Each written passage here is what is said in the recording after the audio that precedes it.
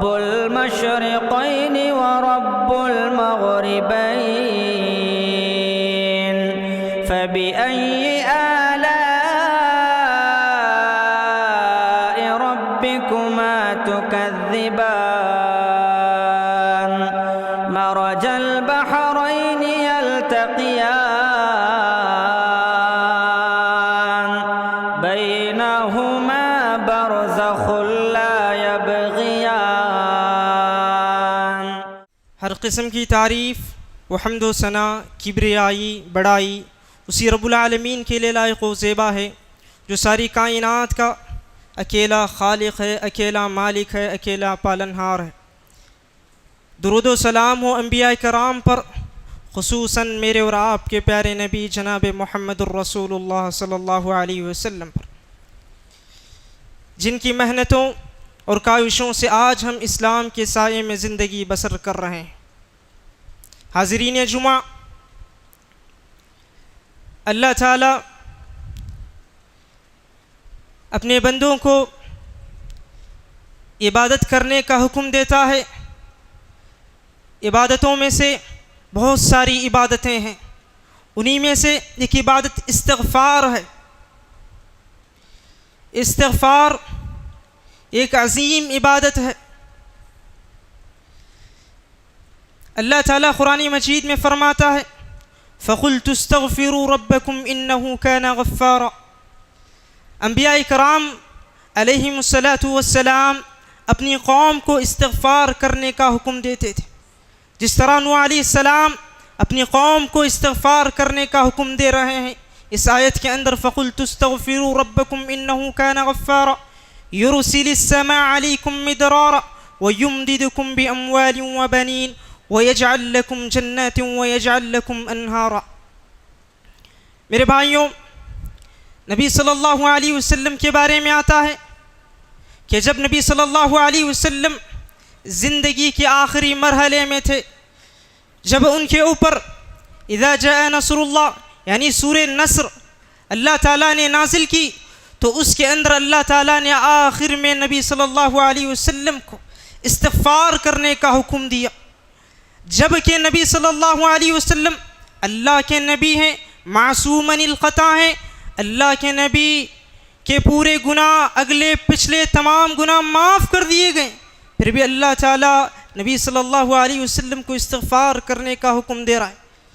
اہل علم یہاں سے ایک نکتہ بتاتے ہیں کہ نبی صلی اللہ علیہ وسلم زندگی کے آخری مرحلے میں ہیں، تو اہل علم کہتے ہیں کہ جو بندہ زندگی کے آخری مرحلے میں ہوتا ہے، یعنی بندہ زندگی گزارتا ہے، یعنی بڑھاپے پہ پہنچنے والا ہوتا ہے، تو جتنے دن اس کے بچے ہوئے ہیں ان ایام کے اندر بندے کو زیادہ سے زیادہ استغفار کرنا چاہیے۔ جب بندہ اللہ تعالیٰ کے پاس پہنچے تو پورے گناہوں سے دھلا ہوا، پورے صاف و شفاف اللہ تعالیٰ کے پاس وہ بندہ پہنچے۔ یہی وجہ ہے کہ جب اللہ تعالیٰ نے نبی صلی اللہ علیہ وسلم کو استغفار کرنے کا حکم دیا تو نبی صلی اللہ علیہ وسلم استغفار کیا کرتے تھے۔ نبی صلی اللہ علیہ وسلم کے بارے میں آتا ہے کہ نبی صلی اللہ علیہ وسلم دن میں 70 سے 100 مرتبہ استغفار کیا کرتے تھے۔ دوسری روایت میں آتا ہے کہ ایک مجلس میں نبی صلی اللہ علیہ وسلم 100 مرتبہ استغفار کیا کرتے تھے۔ جب اللہ تعالیٰ نے خصوصی استغفار کرنے کا حکم دیا تو نبی صلی اللہ علیہ وسلم ان استغفار کے باوجود نبی صلی اللہ علیہ وسلم رکوع اور سجود میں استغفار کرنے لگے۔ یہی وجہ ہے کہ نبی صلی اللہ علیہ وسلم رکوع میں سبحان ربی العظیم کے ساتھ سبحانک اللہم ربنا وبحمدک اللہم اغفر لی یہ پڑھنا شروع کیے۔ میرے بھائیوں، نبی کریم صلی اللہ علیہ وسلم معصوم عن الخطا ہیں، جن کے اگلے پچھلے تمام گناہ اللہ تعالیٰ معاف کر دیا، پھر بھی نبی صلی اللہ علیہ وسلم ایک دن میں ایک مجلس میں 100 مرتبہ استغفار کر رہے ہیں۔ تو مجھے اور آپ کو سوچنا چاہیے کہ مجھے اور آپ کو کتنی مرتبہ استغفار کرنی چاہیے۔ میرے بھائیوں، میری اور آپ کی زندگی کا میں اور آپ جائزہ لیتے ہیں، روز مرہ کا جائزہ لیتے ہیں۔ اگر ہم رات میں بیٹھ کر اپنا جائزہ لیں تو گناہ ہمارے اتنا ہم کیے ہوتے ہیں کہ نیکیاں اس کے مقابلے میں کم پڑ جاتی ہیں. نیکیاں ہم کم کرتے ہیں اور گناہ زیادہ کرتے ہیں. اگر ہم اپنا محاسبہ کرتے ہیں تو ایسے وقت میں مجھے اور آپ کو کیا کرنا چاہیے؟ میرے بھائیوں، مجھے اور آپ کو کثرت سے استغفار کرنا چاہیے. استغفار میں اور آپ سمجھتے ہیں کہ استغفار اور توبہ صرف گناہ کرنے کے بعد ہی کرنا چاہیے، بلکہ ایسا نہیں ہے. استغفار اور توبہ گناہ کرنے کے بعد بھی کرنا چاہیے، لیکن آپ قرآن مجید کا مطالعہ کیجئے، احادیث کا مطالعہ کیجئے. اللہ تعالیٰ بڑی بڑی عبادتوں کے بعد بندے کو استغفار کرنے کا حکم دیتا ہے. جیسے نماز جیسے عظیم عبادت، بندہ نماز پڑھنے کے بعد میں اللہ تعالیٰ اسے استغفار کرنے کا حکم دیا. یہی وجہ ہے کہ بندہ جیسے ہی فرض نماز پڑھتا ہے، نماز پڑھنے کے بعد استغفر اللہ استغفر اللہ استغفر اللہ 3 مرتبہ اللہ تعالیٰ سے استغفار کرتا ہے. اس کے بعد میں حج کے اندر دیکھ لیجیے آپ، جہاں بندہ حج کی عبادتیں کرتا ہے اللہ تعالیٰ وہاں پر بندے کو استغفار کرنے کا حکم دیا. میرے بھائیوں، استغفار بندہ اللہ تعالیٰ کو راضی کرنے کے بعد، بندہ اللہ تعالیٰ کی عبادت کرنے کے بعد استغفار کرنے کا کیا مطلب ہے؟ اللہ سے معافی مانگنے کا مطلب کیا ہے؟ اہل علم کہتے ہیں کہ بندہ جب نماز پڑھتا ہے، نماز پڑھنے کے بعد میں استغفار جو کرتا ہے تو استغفار بندہ اللہ تعالیٰ سے یعنی یہ دعا کرتا ہے، اے اللہ تعالیٰ جیسے مجھے نماز پڑھنی تھی، جیسے خشوع و خضوع کے ساتھ مجھے نماز پڑھنی تھی، میں نے ویسے ادا نہیں کی، میں نے ویسے نماز نہیں پڑھی، اللہ تعالیٰ مجھے معاف فرما دے، اللہ تعالیٰ مجھے معاف فرما دے. یہ کہہ کر بندہ یہاں پر استغفار کرتا ہے. یہ رہا نماز کے تعلق سے. میرے بھائیوں، اسی طرح آگے بڑھتے ہیں. بندہ جب قضائے حاجت کو جاتا ہے، قضائے حاجت سے فارغ ہو کر واپس آتا ہے تو وہاں پر بندہ دعا کیا پڑھتا ہے؟ غفرانک. شریعت نے ہمیں غفرانک پڑھنے کا حکم دیا. اس کا مطلب کیا ہے؟ غفرانک کا مطلب ہے اللہ تعالیٰ تو مجھے معاف فرما. یہاں پر بھی سوال پیدا ہوتا ہے، تعجب ہوتا ہے کہ بندہ قضائے حاجت یعنی اپنی جو پیٹ کے اندر گندگی ہوتی ہے اپنی گندگی کو دور کر رہا ہے، اپنی حاجت کو پوری کر رہا ہے، پھر یہاں اللہ تعالیٰ سے استغفار کرنے کا کیا مطلب ہے؟ اہل علم کہتے ہیں یہاں پر استغفار کرنے کا مطلب اللہ تعالیٰ سے بندہ یہاں پر استغفار کر رہا ہے تو یہ دعا کر رہا ہے، اے اللہ تعالیٰ جیسے قضائے حاجت کے ذریعے تو نے میرے پیٹ کے اندر جو غلاظت گندگی تھی، جیسے تو نے قضائے حاجت کے ذریعے اس گندگی کو دور کر دیا، اسی طرح میرے باطن کے اندر جو نجاست بھری ہوئی ہے، جو گناہوں کی نجاست ہے، گندگی ہے، اس کو بھی تو دور فرما. سبحان اللہ. میرے بھائیوں، بعض اہل علم اس کا دوسرا مطلب یہ بتاتے ہیں کہ غفرانہ کا بندہ پڑھتا ہے تو اس کا مطلب کیا ہے یہاں پر؟ تو غفرانہ کا بندہ پڑھتا ہے تو یہاں غفرانہ کا شکریہ کا مطلب، شکریہ کے معنی میں بندہ پڑھتا ہے، اے اللہ تعالیٰ میں تیرا شکریہ ادا کرتا ہوں. وہ کیسے کہ بندہ یہاں اللہ تعالیٰ کا شکریہ ادا کرتا ہے، اے اللہ تعالیٰ میں نے کھانا کھایا، پانی پیا، پانی پینے کے بعد میں، کھانا کھانے کے بعد میں وہ جا کر غذا بنی، غذا بننے کے بعد میں وہ گندگی جو میرے پیٹ میں تھی، اے اللہ تعالیٰ تو نے اس گندگی کو دور کر دی، قضائے حاجت کے ذریعے تو نے اس کو دور کر دی. اگر وہ گندگی میرے پیٹ میں رہ جاتی تو میں بیماریوں کا شکار ہو جاتا. کتنے ایسے لوگ ہیں جن کو صحیح سے قضائے حاجت نہیں ہوتا، جن کو صحیح سے پیشاب نہیں ہوتا، جس کی وجہ سے وہ اسپتالوں کو جاتے ہیں اور اسپتالوں کو جا کر اپنا علاج کرواتے ہیں. تو بندہ اللہ تعالیٰ سے یہاں شکریہ ادا کرتا ہے کہ اللہ تعالیٰ جو میری پیٹ کے اندر گندگی تھی اس کو تو نے قضائے حاجت کے ذریعے تو نے پاک کر دیا. میرے بھائیوں، یہ استغفار کرنے کے بارے میں تھا. میرے بھائیوں، استغفار کرنے کے کیا کیا فائدے ہیں؟ استغفار کرنے کے کیا فائدے؟ شریعت کے اندر استغفار کرنے کے بڑے بڑے فائدے بتائے گئے. جہاں استغفار کرنے کا سب سے بڑا فائدہ یہ ہے کہ بندہ جہاں استغفار کرتا ہے اللہ تعالیٰ کا تو اللہ تعالیٰ بندے کے گناہ کو بھی معاف کرتا ہے. یہ گناہ معاف ہونے کے ساتھ ساتھ یہ اللہ تعالیٰ کی عبادت بھی ہوتی ہے. بندہ اپنے گناہ کو معاف بھی کروا لے رہا ہے اور ساتھ میں اللہ کی عبادت بھی کر رہا ہے. تو اسی طرح استغفار کے فائدے میں سے امام حسن بصری رحمۃ اللہ علیہ کا ایک واقعہ بہت مشہور ہے. امام حسن بصری رحمۃ اللہ کے پاس ایک شخص آتا ہے, یہ تابعی کبار تابعی میں سے آتے ہیں. حسن بصری رحمۃ اللہ علیہ کے پاس ایک شخص آتا ہے, آ کر کہتا ہے اے امام محترم, میں کسان ہوں, محنت کرتا ہوں, کھیتی باڑی کرتا ہوں, لیکن بارش نہ ہونے کی وجہ سے میری کھیتی سوکھ جاتی ہے, میری کھیتی برباد ہو جاتی ہے. تو ایسے وقت میں کیا کرنا چاہیے؟ کچھ مجھے نسخہ بتائیے, کچھ مجھے اس کا حل بتائیے. تو امام حسن بصری رحمۃ اللہ علیہ کہتے ہیں جاؤ استغفار کرو. اسی طرح امام حسن بصری رحمۃ اللہ علیہ کے پاس دوسرا شخص آتا ہے کچھ دنوں کے بعد میں, آ کر کہتا ہے اے امام محترم, میں ایک تاجر انسان ہوں, بہت محنت کرتا ہوں, تجارت کرتا ہوں, لیکن میری تجارت کے اندر کوئی نفع نہیں ہوتا ہے. تو ایسے وقت میں مجھے کیا کرنا چاہیے؟ مجھے کچھ حل بتائیے. تو امام محترم حسن بصری رحمۃ اللہ علیہ کہتے ہیں جاؤ استغفار کرو. تو اسی طرح تیسرا شخص آتا ہے کچھ دنوں کے بعد میں, آ کر امام حسن بصری رحمۃ اللہ علیہ سے کہتا ہے کہ اے امام محترم, میری شادی ہو کر بہت سال ہو چکے ہیں, لیکن ابھی تک مجھے اولاد نہیں ہوئی ہے, مجھے کچھ حل بتائیے.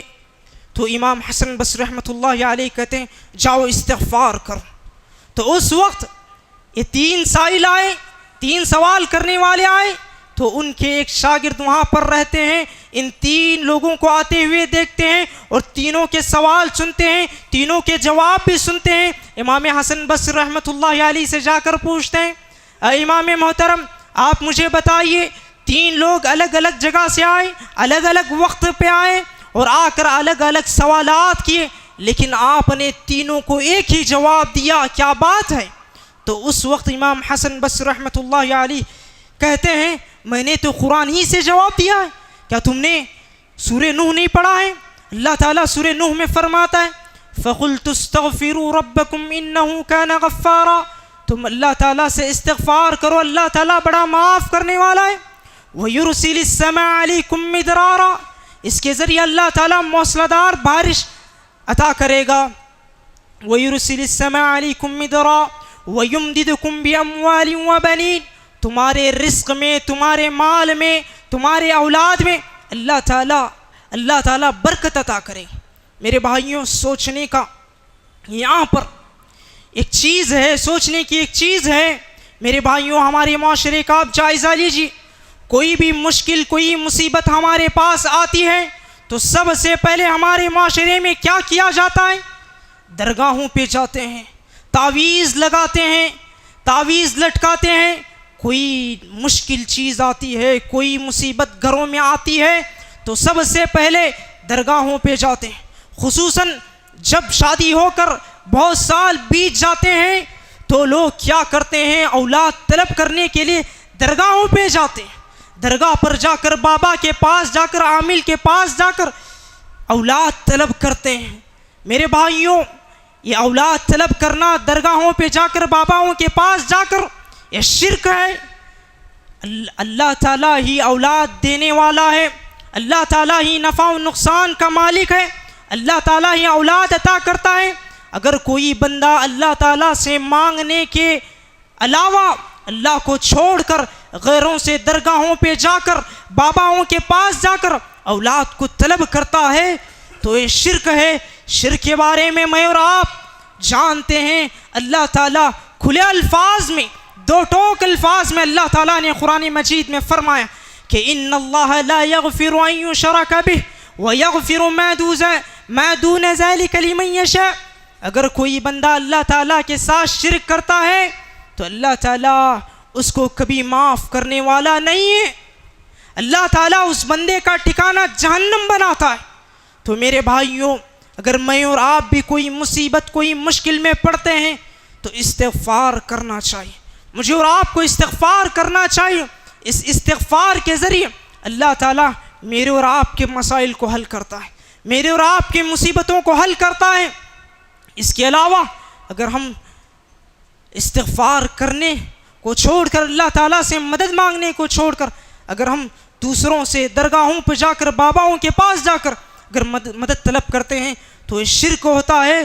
شرک کے ذریعے بندہ جہنم میں جاتا ہے، جہنم میں ہی نہیں بلکہ اللہ تعالیٰ پوری طرح خالدین فیہا کا ہمیشہ کے اللہ تعالیٰ اسے جہنم میں ڈال دیتا ہے۔ اسی طرح میرے بھائیوں، امام احمد بن حنبل رحمہ اللہ کا استغفار کے تعلق سے وہ بھی ایک واقعہ بہت مشہور ہے۔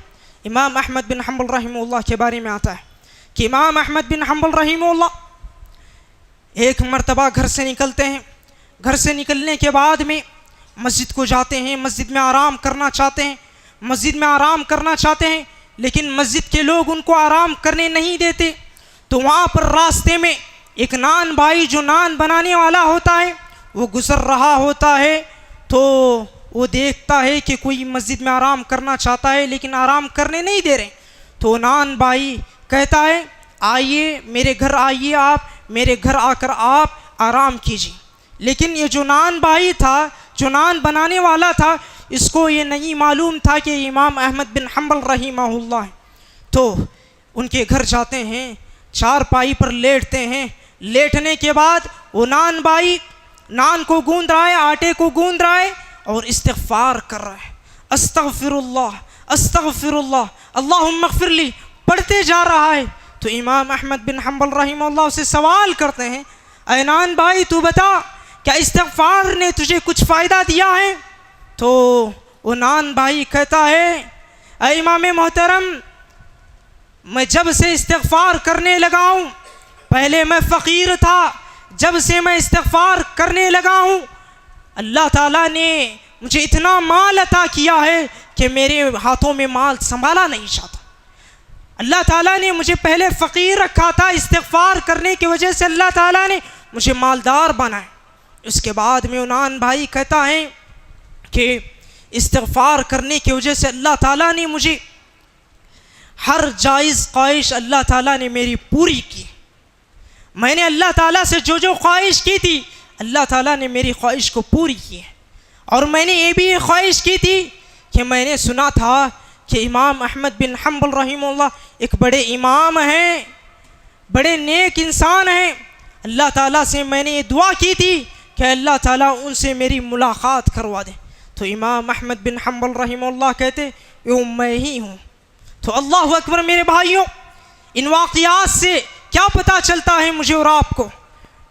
استغفار کا سب سے بڑا فائدہ، استغفار کرنے کی وجہ سے کتنے فائدے ہیں، تو ان واقعات سے، ان احادیث سے، ان نصوص سے مجھے اور آپ کو پتہ چلتا ہے کہ بندے کو استغفار کرنا چاہیے۔ استغفار کرنے کی وجہ سے اللہ تعالیٰ بندے کے مسائل کو حل کرتا ہے، مشکلات کو دور کرتا ہے، مصیبتوں کو دور کرتا ہے، اور اللہ تعالیٰ بندے کی دعا کو بھی قبول کرتا ہے، اور اللہ تعالیٰ بندے کی جائز خواہشات کو بھی پورا کرتا ہے۔ میرے بھائیوں، یہ استغفار کے فائدے تھے۔ اسی طرح آئیے استغفار کیسے کرنا چاہیے، استغفار کے کیا کیا الفاظ ہیں، استغفار کے کیا کیا ورڈز ہیں۔ احادیث کے اندر استغفار کے بہت سے الفاظ بتائے گئے۔ استغفار کے نبی صلی اللہ علیہ وسلم کی حدیث، نبی صلی اللہ علیہ وسلم فرماتے ہیں سید الاستغفار کے بارے میں، جو بندہ صبح ایمان کی حالت میں بندہ سید الاستغفار پڑھتا ہے، جو ایک لمبی دعا ہے، اللہم انت ربی لا الہ الا انت خلقتنی، ایک لمبی دعا ہے، اگر کوئی بندہ صبح پڑھتا ہے، اگر وہ شام ہوتے ہوتے انتقال کر جاتا ہے تو اللہ تعالیٰ اس کو جنت میں داخل کرتا ہے۔ اسی طرح کوئی بندہ شام میں پڑھتا ہے اور صبح ہوتے ہوتے انتقال کر جاتا ہے تو اللہ تعالیٰ اس کو جنت میں داخل کرتا ہے۔ اللہ اکبر! دیکھیے، یہ سید الاستغفار یعنی تمام استغفار کا سردار اللہ کے نبی صلی اللہ علیہ وسلم نے اس کی اہمیت و فضیلت یہ بتائی۔ تو مجھے اور آپ کو روز مرہ کے اندر اپنی زندگی میں صبح شام سید الاستغفار کو پڑھتے رہنا چاہیے۔ اسی طرح استغفار کے اور جو کلمات حدیث میں آئیں اس میں اور ایک استغفار یہ ہے کہ نبی صلی اللہ علیہ وسلم فرماتے ہیں کہ استغفار کے جو کلمات ہیں، اللہم اغفر لی ما قدمت وما اخرت وما اسررت وما علنت وما اعلم به منی وانت المقدم وانت المؤخر لا الہ الا انت.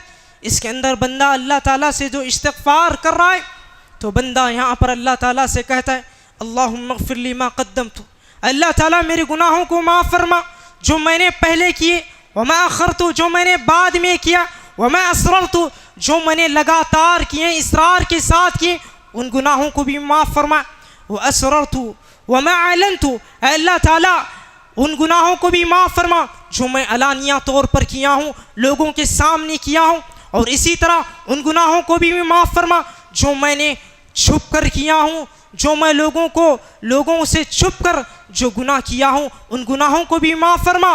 اور آگے بندہ اس استغفار میں کہتا ہے اے اللہ تعالیٰ میرے ان گناہوں کو بھی معاف فرما جو گناہ کر کر میں بھول چکا ہوں، لیکن اے اللہ تعالیٰ تیرے علم میں ہے، تو جانتا ہے، ان گناہوں کو بھی معاف فرما، تو ہی معاف کرنے والا. اللہ اکبر، کتنا عظیم یہ ورڈز ہیں، کتنے عظیم یہ صیغے ہیں استغفار کے.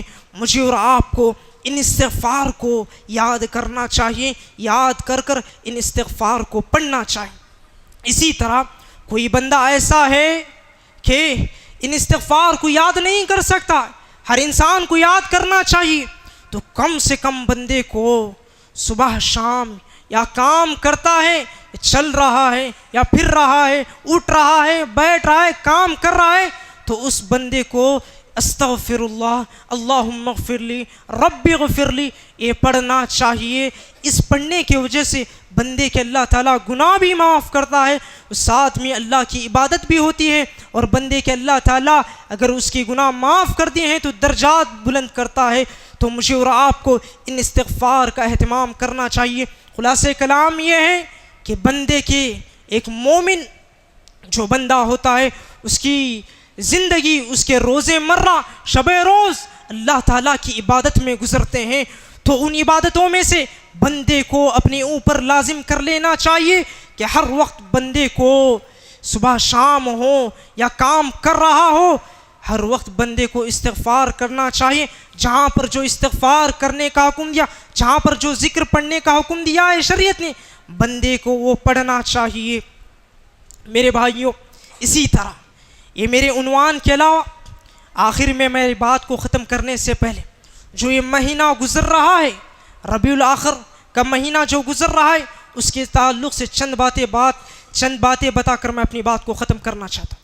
میرے بھائیوں، ربیع الاخر کا جو مہینہ ہے تو یہ مہینہ ہمارے معاشرے میں اور آپ دیکھتے ہیں تو اس مہینے کے اندر بہت سے لوگ بدعات خرافات کرتے ہیں، بدعات و خرافات سے بڑھ کر شرکیہ کام کرتے ہیں. میرے بھائیوں، یہ ربیع الاخر کا مہینہ یہ عام مہینوں کی طرح ایک مہینہ ہے. شریعت نے کوئی بھی ایسا مخصوص عمل، کوئی مخصوص حکم نہیں دیا عمل کرنے کے لیے. شریعت میں ثابت ہی نہیں ہے کوئی مخصوص عمل کرنے کا اس مہینے میں.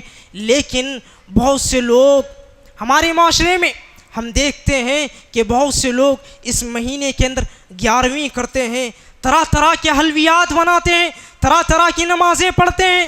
میرے بھائیوں، سب بدعات ہیں، خرافات ہیں، یہ دین میں نئی چیزیں ہیں.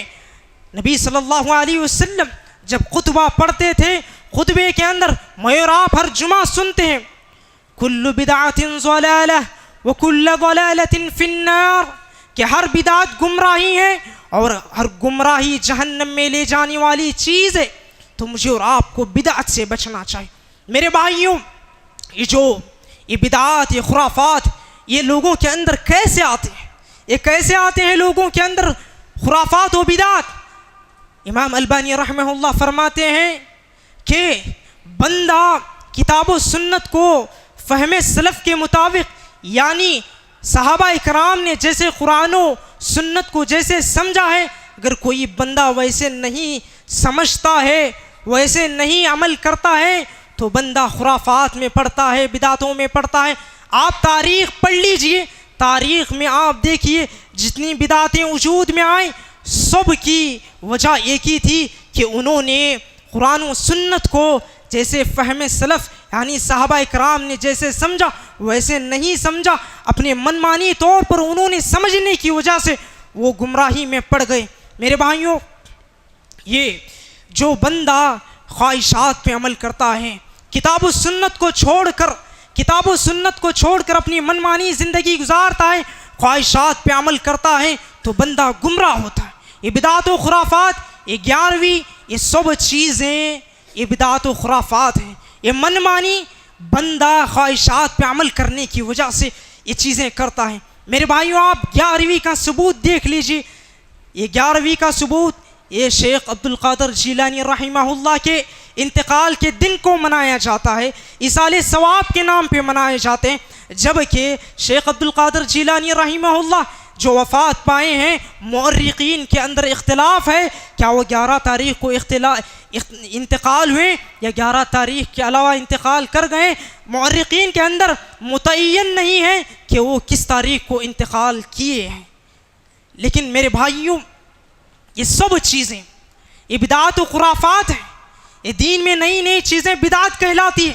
اس کا ثبوت 11ویں کا ثبوت نہ صحابہ سے ملتا ہے، نہ نبی صلی اللہ علیہ وسلم سے ملتا ہے، نہ قرون مفضلہ سے ملتا ہے، کسی سے نہیں ملتا۔ اگر آپ تاریخ پڑھیں گے تو یہ سب چیزیں دین میں بعد میں ایجاد کی گئیں۔ تو ایسے پرفتن دور میں مجھے اور آپ کو کیا کرنا چاہیے؟ ان بدعاتوں سے بچنا چاہیے، ان خرافات سے بچنا چاہیے۔ تو ایسے وقت میں مجھے اور آپ کو کتاب و سنت کو تھام لینا چاہیے، کتاب و سنت کو فہم سلف کے مطابق سمجھنا چاہیے، تو میں اور آپ ان بدعات اور گمراہی سے دور رہ سکتے ہیں۔ لیکن میرے بھائیوں، آج کے دور میں 11ویں کو ثابت کرنے کے لیے لوگ طرح طرح کے دلائل دیتے ہیں، لوگ طرح طرح کے شبہات لوگوں کے اندر پھیلاتے ہیں۔ ان شبہات کی وجہ سے ایک عام انسان، ایک عام شخص ان شبہات میں آ سکتا ہے، ان شبہات میں آ سکتا ہے۔ تو ان چیزوں کے قریب بھی بندے کو نہیں جانا چاہیے، ان خطیبوں کو بھی نہیں سننا چاہیے بھی جو بدعتی ہوتے ہیں۔ تو جو بدعتی خطیب ہوتے ہیں ان کو سننا بھی نہیں چاہیے۔ میرے بھائیوں، منہج سلف کے ایک اصول میں سے ایک اصول یہ ہے کہ بندہ جو علماء کو سنتا ہے وہ صحیح العقیدہ ہونا چاہیے، جن کا عقیدہ صحیح ہے ان علماء کو سننا چاہیے، انہی علماء سے دین لینا چاہیے۔ امام ابن سیرین رحمہ اللہ فرماتے ہیں ان هذا العلم دین فانظروا عمن تاخذون دینکم، یہ علم دین ہے، تم دیکھو تمہارا دین کس سے لے رہے۔ ارے غیر نتو خیرے سے یہ دین کا علم نہیں لیا جاتا، بلکہ صحابہ اکرام نے اللہ کے نبی صلی اللہ علیہ وسلم سے یہ دین لیا ہے۔ اس کے بعد میں صحابہ نے تابعین کو، پھر تابعین نے تبع تابعین کو، یہ اس طرح یہ علم منتقل ہوا ہے۔ جس کا عقیدہ صحیح ہے، جو عالم معتبر ہے، سلفی عالم ہے، انہی کو سننا چاہیے۔ لیکن بہت سے لوگ کیا کرتے ہیں، سوشل میڈیا پہ بیٹھ کر یوٹیوب پہ جس عالم کا بیان آتا ہے، یعنی جس عالم کا بیان آتا ہے ان کو سنتے ہیں، یا مذاقی طور پر بھی سنتے ہیں۔ ان تمام چیزوں سے بندے کو دور رہنا چاہیے۔ اگر آپ ہونا بول کر بھی مذاقیہ انداز میں بھی سنتے ہیں تو جو باتیں کرتے ہیں، جو باتیں بتا رہے ہیں، ان کے شبہات آپ کے اندر آ سکتے ہیں۔ ان شبہات کو سننے کی وجہ سے آپ بھی اپنے راستے کو بدل سکتے ہیں۔ ان تمام چیزوں سے بندے کو دور رہنا چاہیے، ان تمام خرافات سے، بدعات سے بندے کو دور رہنا چاہیے، اور ان بدعاتوں کو بندے کو جاننا چاہیے، جان کر خود بھی ان بدعات سے بچیں اور اپنے معاشرے والوں کو بھی بچائیں، اپنے اہل و عیال کو بھی بچائیں۔ آخر میں اللہ تعالیٰ سے دعا کرتا ہوں کہ اللہ تعالیٰ مجھے اور آپ کو کہنے اور سننے سے زیادہ عمل کرنے کی توفیق عطا فرمائے، اور اللہ تعالیٰ ہمیں ان بدعات اور خرافات سے بچائے، اور اللہ تعالیٰ ہمیں صحیح منہج پر قائم رکھے جب تک اللہ تعالیٰ ہمیں دنیا میں رکھے، ایمان پر رکھے، اور جب ہمارا خاتمہ ہو خاتمہ بالخیر ہو۔ آمین ثم آمین، وآخر دعوانا ان الحمد للہ رب العالمین۔